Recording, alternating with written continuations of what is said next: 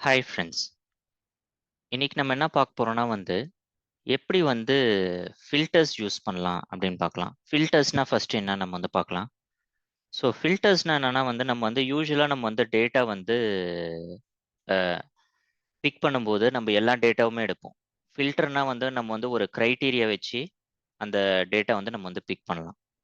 So அதுதான் filters use பண்ணுவோம். இது நம்ம என்னன்னா இப்போ உங்ககிட்ட ஒரு 1000 ரெக்கார்ட்ஸ் இருக்கு. 1000 ரெக்கார்ட்ஸ் பார்த்தீங்கன்னா, நீங்க கெட்ன்னு பண்ணீங்கன்னா, கெட் ஆல் ரெக்கார்ட்ஸ் பண்ணீங்கன்னா, பேஜ் பை பேஜா ஒண்ணு டிபெண்டிங் அப்பான் தி பேஜ் சைஸ் எத்தன ரெக்கார்டு ஒரு பேஜ்ல இருக்கோ, அத்தன ரெக்கார்டும் உங்களுக்கு வந்துகிட்டே இருக்கும்.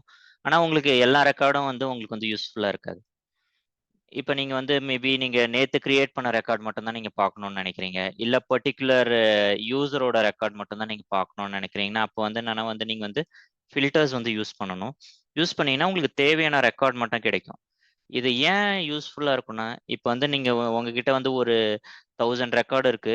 அந்த 1000 ரெக்கார்டுக்கு பார்த்தீங்கன்னா நீங்க இப்போ ஒரு 100 ஃபீல்ட்ஸ் இருக்குன்னா, இந்த 1000 ரெக்கார்டையும் நீங்க 100 ஃபீல்ட்ஸையும் நீங்க சேவ் பண்ணணும்னாலே உங்களுக்கு வேரியபிள் பெரிய வேரியபிள் வேணும்.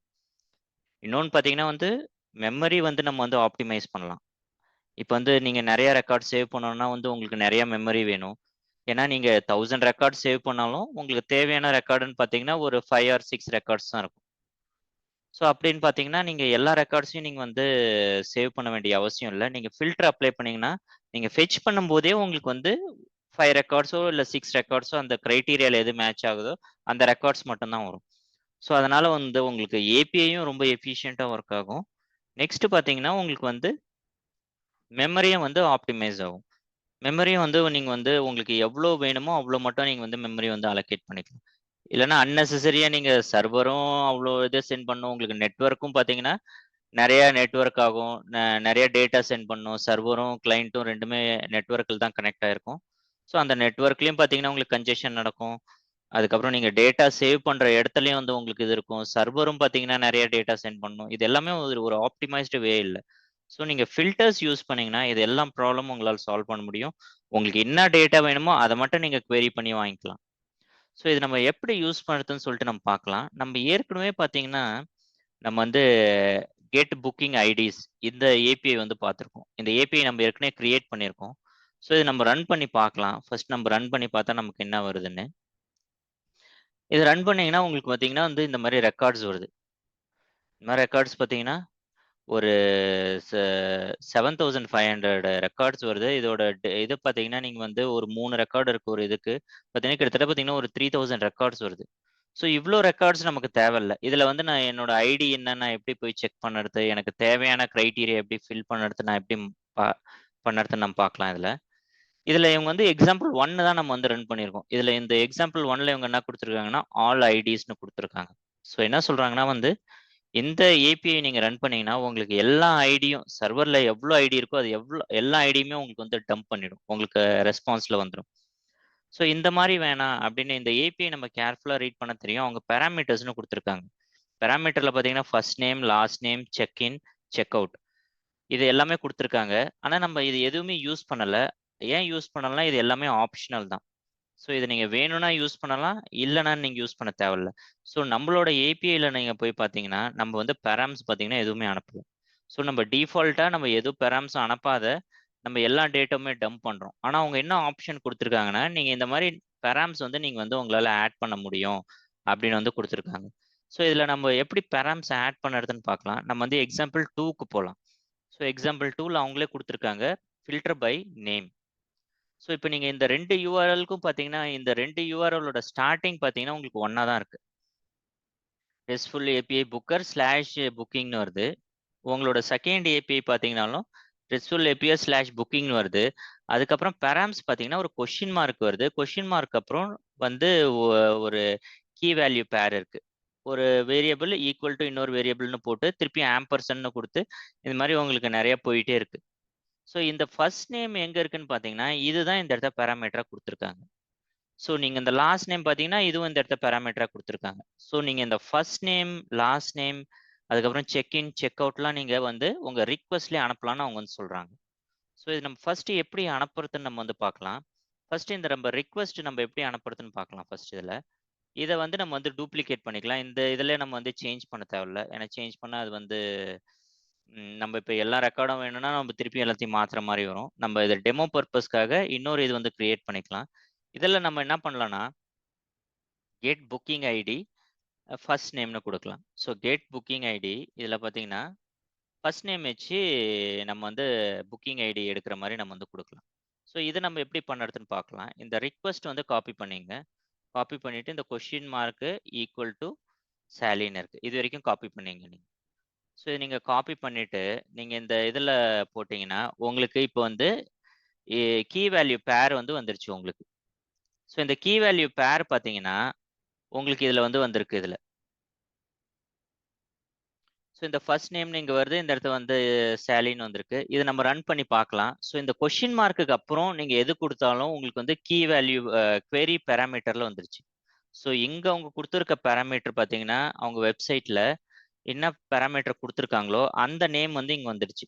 ஸோ கொஸ்டின் மார்க்குக்கு அப்புறம் உங்களுக்கு என்ன வருதோ, அதுதான் உங்களோட பாராமீட்டரோட நேமு.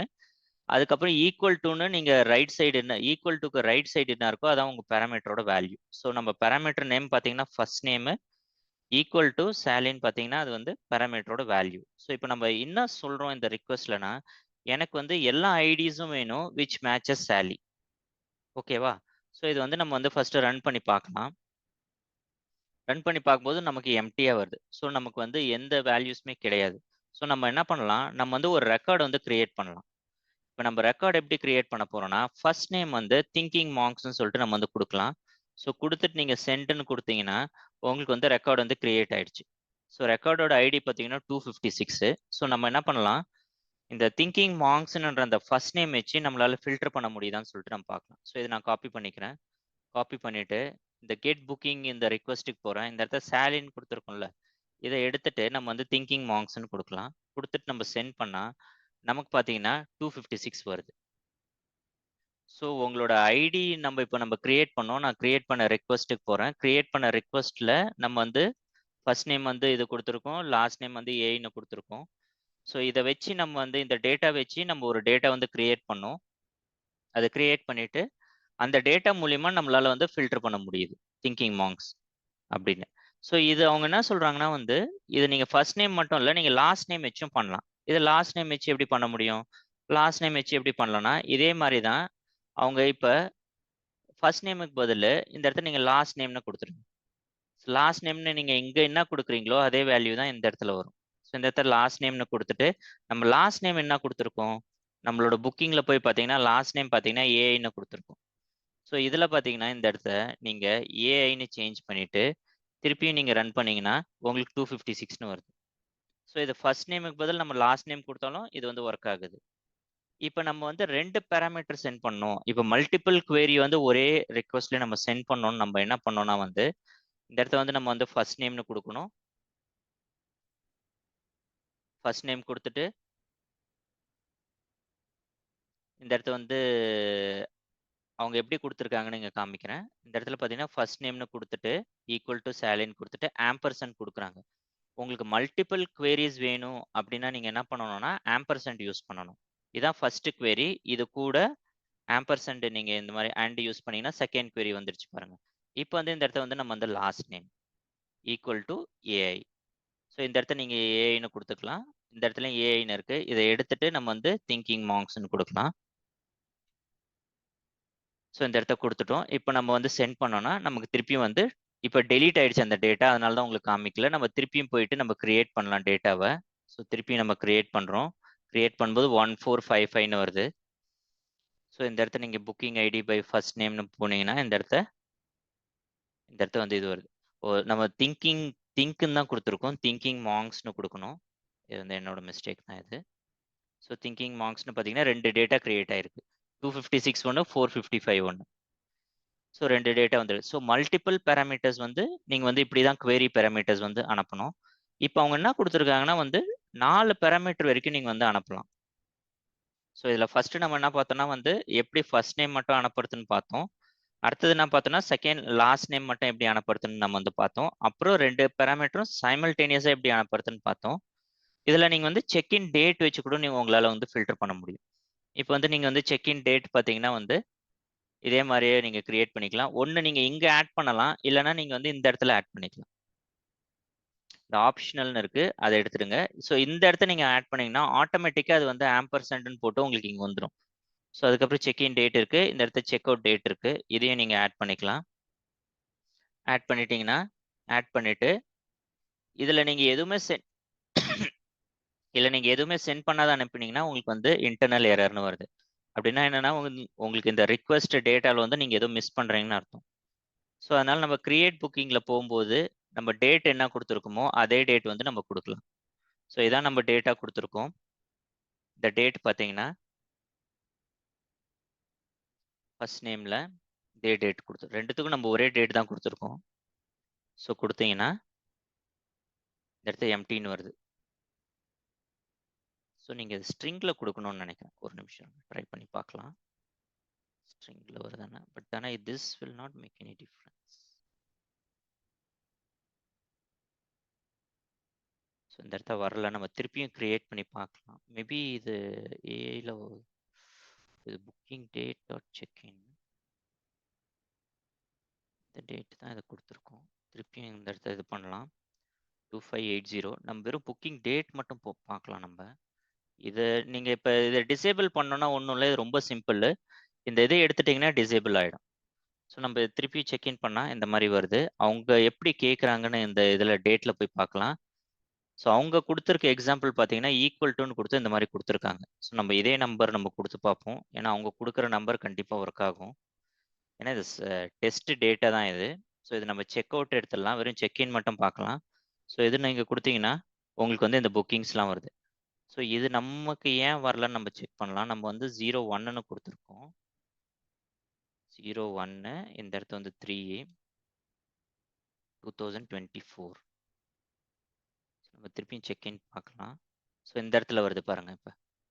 ஸோ அப்போ இதே இது நீங்கள் செக் அவுட்டும் எடுத்தீங்கன்னா உங்களுக்கு வரணும் பை டிஃபால்ட்டு.